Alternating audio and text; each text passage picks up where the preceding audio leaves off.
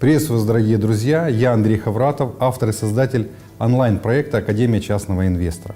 Мне часто задают вопросы, пишут и говорят такие вещи, что Андрей, вот я простой рабочий, зарабатываю 30 тысяч рублей. Кто-то пишет, я предприниматель, у меня немного денег, и как я могу создать капиталы? Как я могу создать капитал там хотя бы 10 миллионов рублей? Я хочу сказать с полной ответственностью, дорогие друзья, что используя то, что вы сейчас услышите, вы сможете в течение 10 лет создать капитал более 100 миллионов рублей. Итак, давайте поехали и записывайте, если у вас есть ручка или лист бумаги. Если нет, то просто слушайте. Первое очень важное правило, я называю это заповедью, это откладывать 10% со всех своих доходов. Вы заработали сегодня, может быть, 1000 рублей, подвезли кого-то, как такси. Отложите 100 рублей.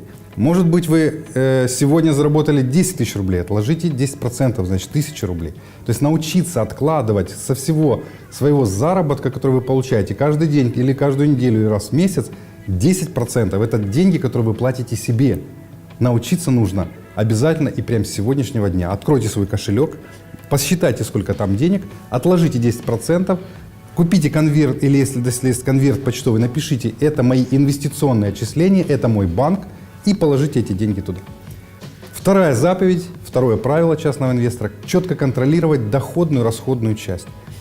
Если я вам задал бы вопрос, или ответьте себе на вопрос, сколько у вас статей доходов?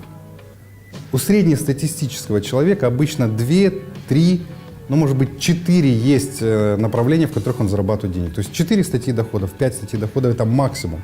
Но обычно 1-2. А сколько статей расходов?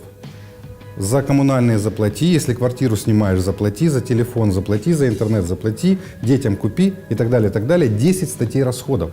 Задаю вопрос, что важнее изучать, доходы или расходы?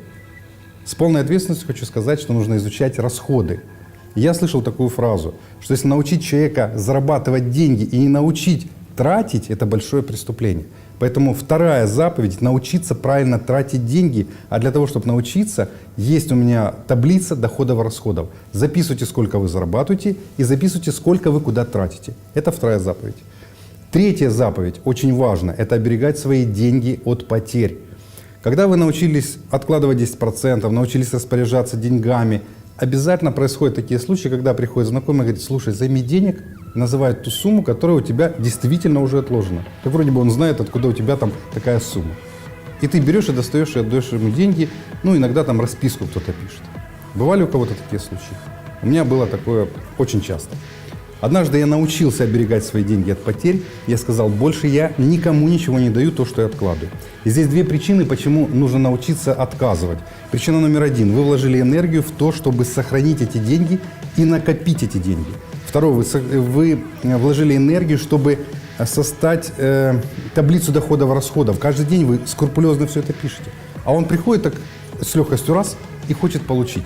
Вот именно поэтому и проблема существует, когда люди приходят в банк, берут с легкостью деньги, а отдать тяжело. Есть такая пословица, берешь чужие деньги, отдавать нужно свои. Поэтому нужно, третья заповедь, оберегать свои деньги от потерь. И обязательно следовать этой заповеди. Четвертая заповедь – учиться инвестированию. То есть учиться науке, как твои деньги могут расти. Простой пример приведу. Если вы будете каждый день откладывать по рублю, то за месяц вы отложите 30 рублей. За год вы отложите 360 рублей. За 10 лет вы отложите 10 800 рублей. Возьмите калькулятор, у кого есть рядом. Если вы инвестируете со второго месяца по 12% годовых, в среднем будет прирост капитала, через 30 лет у вас появится сумма капитального дохода 108 тысяч рублей. Представляете, 10 тысяч рублей ты отложил, 10 800, а больше 90 тысяч твои деньги выросли за 30 лет. Второй пример. Если, предположим, у вас есть 10 тысяч рублей, и вы инвестировали под 12% годовых, через 20 лет у вас будет сумма примерно 120 тысяч рублей. Если вы инвестировали по 36% годовых, и ваш капитал рос по 36% годовых в среднем, то эта сумма 3 миллиона 600 тысяч рублей. Поэтому нужно учиться инвестированию. И поэтому я создал Академию частного инвестора, где люди получают знания по тому, как научиться сохранять и приумножать свои капиталы. И пятая заповедь, очень важна, когда мы следовали 4, отложи 10%, контролируй доходную и расходную часть, оберегай свои деньги от потерь. Научился инвестировать и учишься инвестированию. Пятое, учись всегда зарабатывать больше. Почему это очень важно? Когда ты сегодня зарабатываешь 30 тысяч рублей, ты можешь отложить 10 тысяч и 3 тысячи и инвестировать. Но когда ты научился зарабатывать 100 тысяч рублей, значит, ты уже отложил 10 тысяч рублей, и ты можешь инвестировать эти деньги. Но есть такая возможность научиться зарабатывать 1 000 000 рублей в месяц. Тогда ты можешь отложить уже не 10%, то бишь 100 тысяч рублей, а 30%, 40%, жить на 60%, а 30-40 отложить. Таким образом, увеличивая свой капитал и еще больше создавая портфель в своем, капитал в своем инвестиционном портфеле. И таким образом быстрее, даже не за 10 лет, а может быть и раньше, прийти к капитальному доходу 100 миллионов рублей. Используйте все эти 5 заповедей, дорогие друзья, каждый день. И сначала, конечно же, вы будете их нарушать.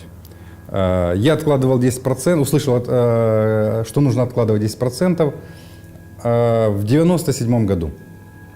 А регулярно начал откладывать только в 2001. Я хотел бы, чтобы вы начали быстрее, чем я это делать.